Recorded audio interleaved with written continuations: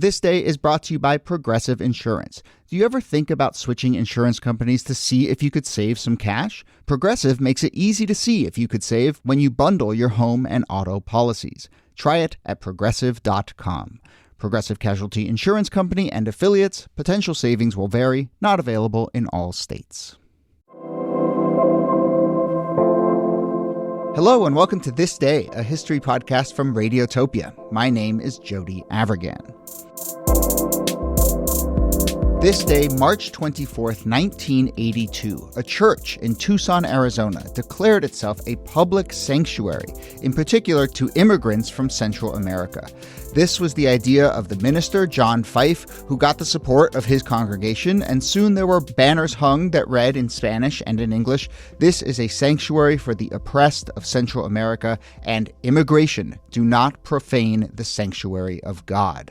Over the next few years, the idea of church sanctuaries, often in defiance of immigration enforcement, would grow and spread, with synagogues and churches and other groups around the country adopting the movement. Shout out to listener Ruth, who suggested that we do this. It is a super fascinating and truly moving piece of very relevant recent history. And look, I want to shout out the Quakers, my people. They play a big part in this as well. So I'm eager to do it. But here, as always, Nicole Hemmer of Vanderbilt and Kellie Carter-Jackson of Wellesley. Hello there. Hello, Jody. Hey there. More than just oats. More than just oats and righteous justice. That's what we're doing. That's right. So let me lay a little bit of the background, the kind of geopolitical background for this, and then we'll talk about this church in Tucson and, of course, this larger idea of churches as immigration sanctuaries. But, I think there's kind of two things going on in the early 80s that are worth pointing out. One of them are sort of things happening in Central America, and one is then the reaction to that, the political and legal reaction to that in this country. So obviously, during the 80s, we have lots of civil wars and dictatorships, many of them supported by the United States, happening in countries like El Salvador, Nicaragua, Guatemala. I think listeners might know that my family lived in Central America in the 80s. My parents were covering many of these conflicts. So this is all close to home, literally, for me. But we have that, and no surprise, leads to a lot of people leaving those countries, seeking refuge in the United States. And in the United States, you have this ongoing question, which is still a question today. What is the legal language and what is the legal landscape around people coming to this country and claiming asylum? And so, largely speaking, there's the idea of people coming here as quote unquote economic migrants fleeing poverty, not necessarily fleeing repression or fearing for their lives. And then there's always legislation that then regulates how much you can and what defines political asylum for other reasons. And there is a new law in the early 80s that broadens the scope by which people could claim to be seeking asylum in the United States. But no surprise, that more expansive definition comes into conflict with what's happening during the Reagan era, which is they are in support of a lot of these regimes that people are escaping.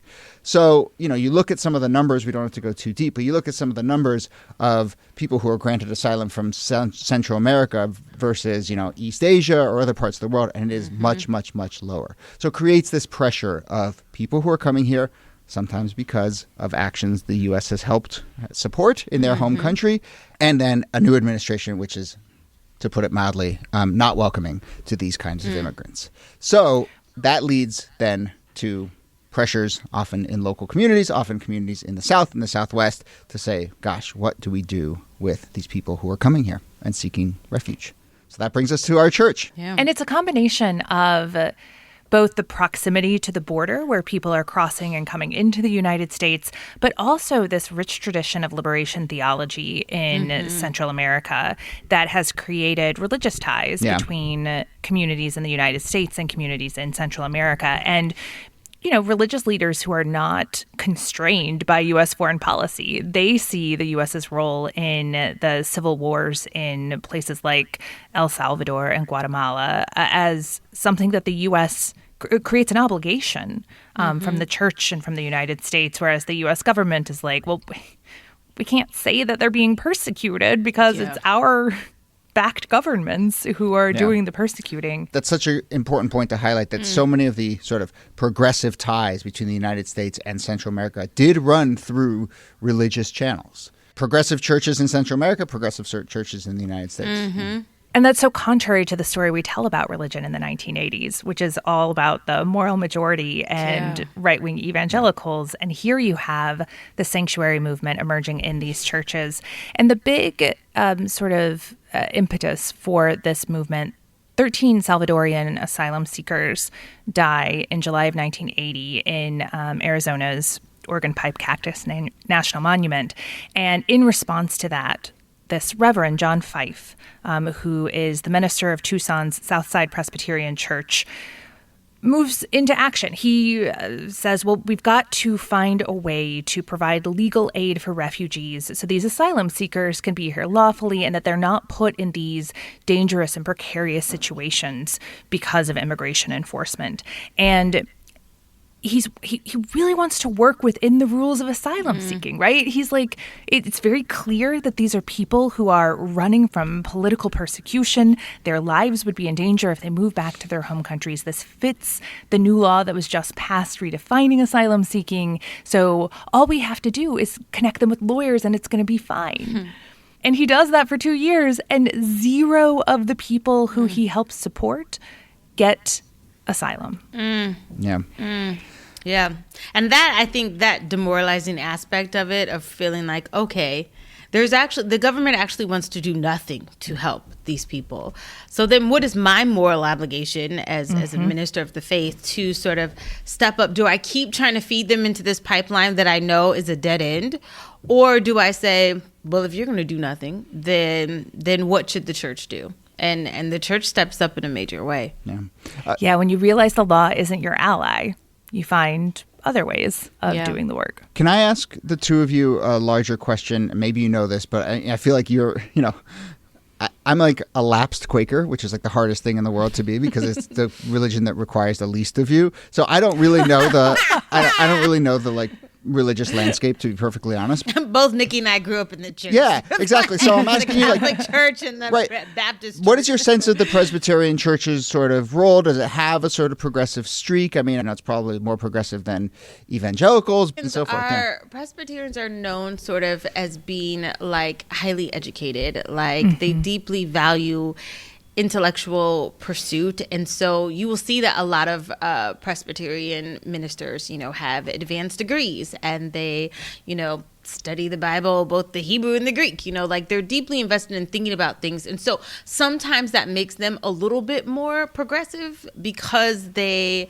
are thinking about and studying things like liberation theology. And they're thinking about like how these things apply in our everyday lives. And so at least that's always sort of the shtick that I've been. But you're not surprised that this comes from a Presbyterian church? I'm not surprised.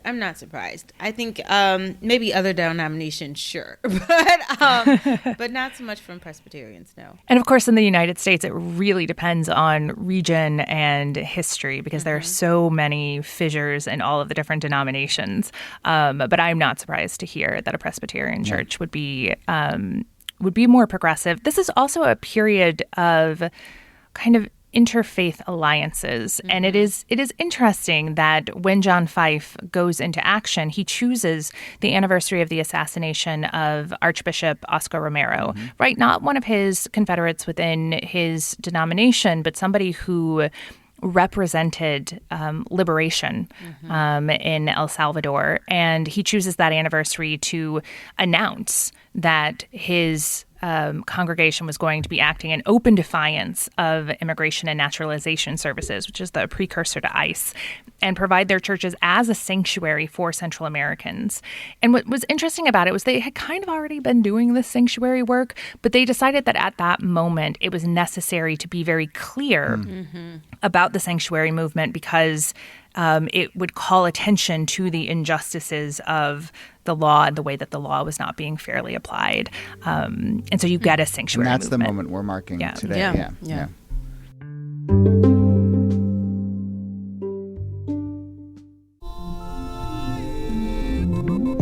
I'm David Remnick, host of the New Yorker Radio Hour.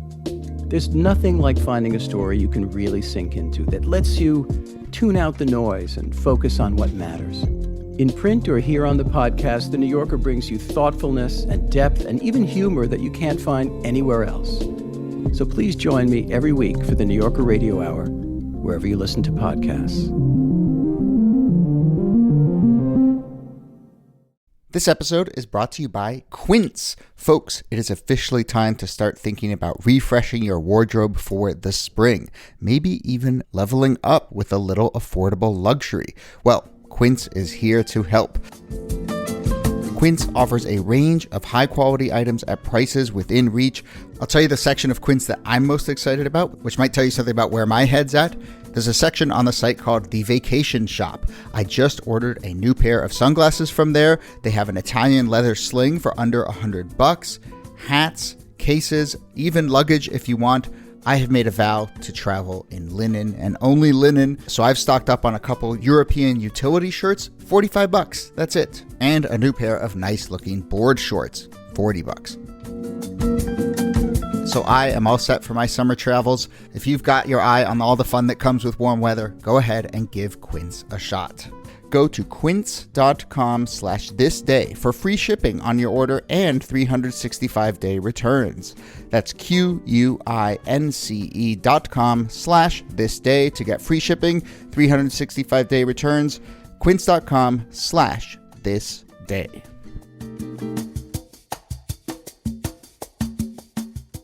This episode is brought to you by Mint Mobile. Let's take a moment to talk about your wireless bill.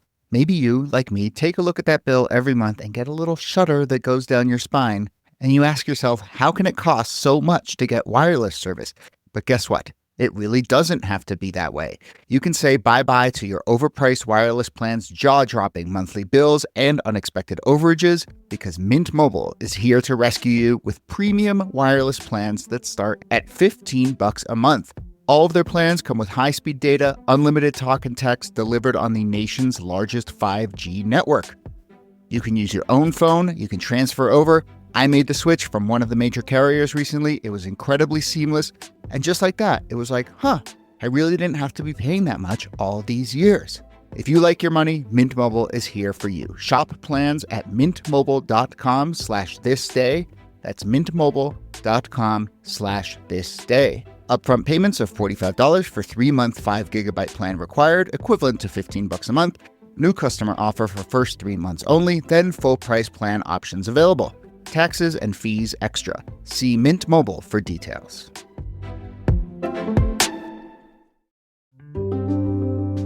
So before we get to the fallout from this, I mean, to paint the landscape even more, I mean, obviously this idea of churches as sanctuary for the persecuted goes back to, the actual teachings in the scriptures, but also back to the Underground Railroad through the Civil Rights Movement. I mean, it is a deep, deep lineage, right? Yeah. I mean, the church has always been a hub, a stopping point on the Underground Railroad. If you're thinking about 100 years earlier, this is where a lot of people went to get safety, to get protection.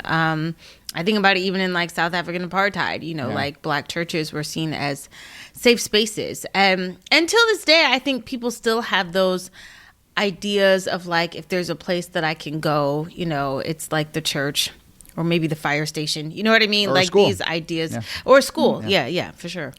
And the idea that it would be unlawful and immoral for the government to breach the boundaries of a church in order to engage in a violent enforcement action. And so that idea of sanctuary is that there actually is, in some ways, a wall between church and state, and it is the church door. Yeah. And in some, in some imaginations, the schoolhouse door, although that's it's more fraught place. Totally. All right, so let's talk a little bit about how this idea spreads first and then some of the pushback to it. But it seems pretty quick that, Fife takes this stand and other people pick up the call. Oh, yeah.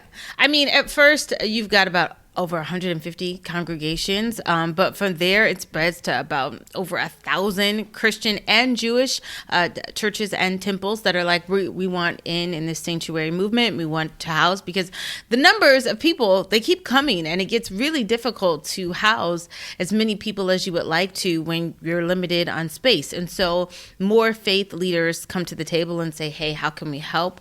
And it takes on such sort of like wildfire that the government takes notice. I think the government was kind of like, okay, we got a few rogue churches, like not a big deal. Now we've got over 1,000 of these religious institutions. This is going to be a problem. And so they pull a card out of their playbook that I was like, wow, they do this all the time. Like, they send in an informant, a man by the name of Jesus Cruz, who pretends to be a Sanctuary supporter, and he goes to these meetings in Tucson and he records the meetings, and he is, like talking to people and getting all of this intel, and he gets enough information to give it to the federal government, basically turns it over and turns them in. And, right after that, John Fife and a lot of his fellow leaders are arrested and indicted. Yeah. We should give a shout out to this guy, Jim Corbett, who was a Quaker leader and one of the kind of founders of this idea and ended up doing a ton of activism. My parents knew him a little bit, but did a ton of activism in the U.S. and in Latin America, smuggling people, resisting immigration law enforcement, but real kind of remarkable character, and I think hero in the sort of progressive Quaker community, for sure. Mm-hmm. You can see a real effort as this trial gets underway, because the DOJ indicts these 16 people and they're putting them on trial. But the judge says you can't talk about context. You can't talk about foreign policy. You can't talk about conditions in Central America. You can't talk about your religion. The only thing you can testify to was, did you contravene U.S. immigration law? Right. Which yes, no answers. Yeah. We don't want any context. Right. Which obviously not asking, sort of restricting context is problematic on its own face. But to point out, U.S. immigration law makes that kind of value judgment and makes these decisions within context, right? So the law itself is looking at what are the reasons that you come to this country? What is the context by which you arrived here? So then for that to be restricted from the conversation about the legality or illegality of harboring these people, there you go. Feels a little disingenuous. Oh, yeah. Feels a little unfair. I mean, and how are you supposed to sort of like state your case when you can't actually state your case? Yeah. So, this becomes in some ways like a political circus. I mean, the media picks this up, and right after court, people are out on the steps and sort of giving the context that people need to hear and telling them, yes, we did do this, and let me tell you why, and let me give you these conditions, and let me state for you like why this matters. And so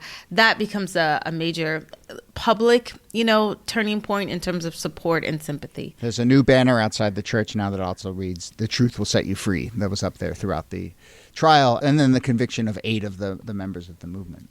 When they added, ... eventually. Yeah. The truth will eventually set you free. Exactly. But none of them were sentenced to jail time. And then, like we see with a lot of civil disobedience, yes, there were convictions, but the movement had just grown past a tipping point, I think, at this point, right? Mm-hmm. Yeah. And there's something so remarkable about that, right? Especially when we think about the government's efforts to suppress justice movements. That's what's happening here, right? They're trying to silence these people, and they silence them in the courtroom in a way. But as Kellie was just saying, they take their case to the public. And the thing is, it doesn't really seem like the public supports the government here. Mm-hmm. It's almost like they've kind of lost at least the public battle. And that matters. Like, the sanctuary movement persists throughout the 1980s, even though the Reagan administration is strongly against it.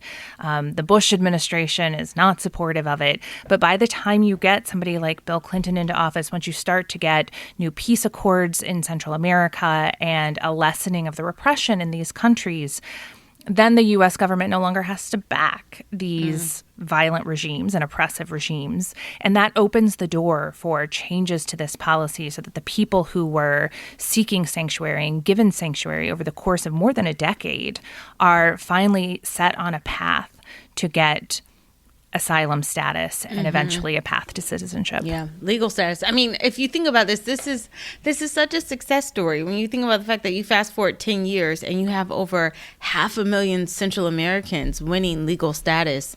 I mean, I don't know. I'm hard to press to think of another example in which the church sort of like holds its ground and does this work, and it leads to successful outcomes. Other than kind of every other civil rights progress in this country, right? But no, I mean, it's like, it's a reminder that like not that long ago, one generation ago, there was that. And I think that's the, obviously the parallels to now. And, I'm very curious and heartened by the resurgence of a sort of religious progressivism in this country. I've started going back to Quaker meeting a little bit. Like a lot of young people are showing up. I think the war in Gaza activated a lot of people around that, and the second Trump administration. And so I think we're seeing that. John Fife is still around. He's 85 years old. Jim Corbett passed away, but not that long ago we saw, kind of churches be at the forefront of this movement. And it's very different from the kind of political and social movements we tend to think of as being religiously driven these days. So, Yeah. It also invites us to think about law and its legitimacy, which is the thing that I have been sort of grinding on in my brain for quite some time now. There have been so many appeals to the importance of institutions and the importance of law, and those things are true. And yet there's a big fat asterisk at the end, which is when those institutions and laws are unjust. There is a long, long tradition stretching back to before the revolution that says, let your conscience be your guide. And if you're willing to take the punishment and make it into a moral cause, then you should do that. And I think we're invited to think about those things a little more deeply at the moment. Yeah, sure. All right. Well, we will leave it there. So relevant, and obviously a lot of other little rabbit holes we could go down. But we want to thank our listener Ruth for suggesting this, and also I think it's been a while since we've had one that jumped out as a candidate for this should be a movie or a miniseries. But this is definitely put that on the list. I'd watch that. Yeah. Who's playing Reverend Fife? Yeah, I don't know. That's a good one. But anyway, Nicole Hemmer, thanks to you as always. Thank you, Jody. And Kellie Carter-Jackson, thanks to you. My pleasure.